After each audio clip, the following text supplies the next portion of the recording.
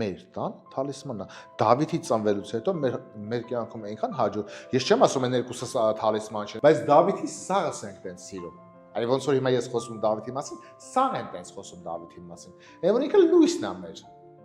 Արևը, ինչպես ասում են։ Արևը քիչ է իրանց համար ասելը։ Իրանք ավելին են քան արևը։ Շատ լավն է, շատ լուսավոր են։ Եվ որ ջղայնանում ես վրան,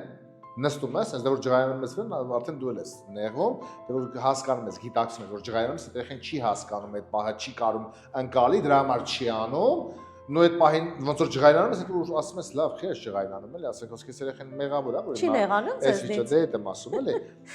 Սես նստում եմ, դեռ որ արդեն շատ եմ ղժղժում եկի, իմ աշկերն էլ լսում, որտեղ կմեղավոր չի դրանում։ Սես նստում եմ, գալիս է, պապա Պոսկսմա պաչել չերես, ձերս, մասես պաշում ասում եմ, այս կը սրտին մեռը։ Ավելի չէ թուլանում։ Հա, դե թուլանում ես, ոնա լացում ես, ասենք իր հետ կապված շատ է ինքը մեզ լացածնում։